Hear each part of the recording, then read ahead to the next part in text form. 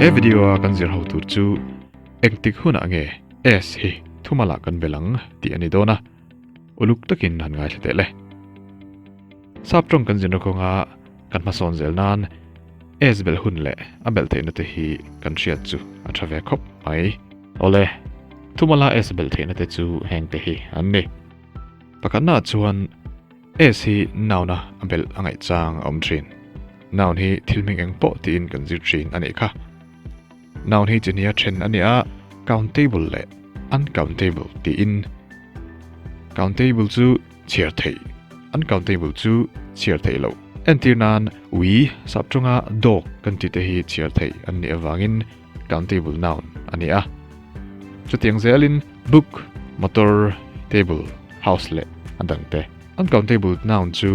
an chiar ve thei lo kan ti to kha chungte chu water love oxygen rice le dangte le countable le uncountable kan sei deuh do na chan chu hi ani countable noun a te hian s bel thin ani a uncountable noun ai ro chuan bel ani ve ngai lo ani chu chin chia thlat ila noun chu pakhat ayatam ani a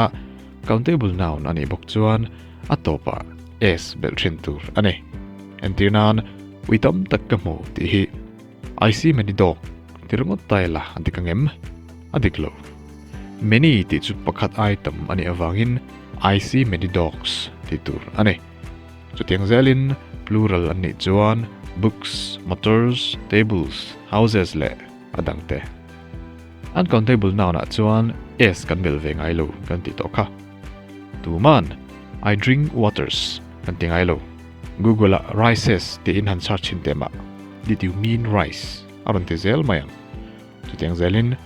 oxygens ti te po hi Dr. Google an a hretlat lo oxygen hi azat chiar thei ani ve tlat lo wang ani le apanina chuan verba s bel hun le abel thelo nute hilo en leila verb chu enge ani verb chu thilti ani ti in kan zir thin ani kha chu saptong chuan action antimai ani nauna s bel ani chan chu pakhat item plural ani wang ani kan ti khani a verba s kan bel chane ro chu thildang dei ani plural le singular lam ani velo ti sha chiang masata ila ani le eng verb a hian nge s bel tur nita verba s kan bel na tur hril tu chu subject te hi anni subject chu ate tu ber ti in kan zir thin video masalama po first person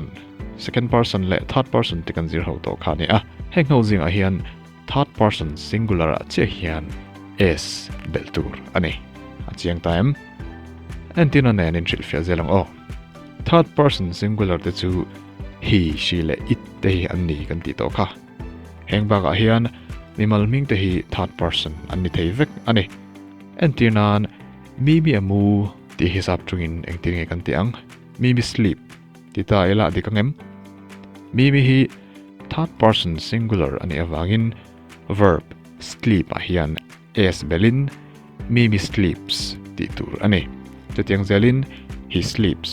we sleeps he drinks water she brings milk le dangte they sleeps tetitaila they hi plural ani awangin dikmelom tak ani amaro chu verb a chuan third person singular a chu s bel tur kan ti to kha they hi plural ani awangin they sleeps nilovin they sleep ti tur ani I sleeps ti podik chuang lo I hi first person ani awangin chutiang zelin we sleeps ti lovin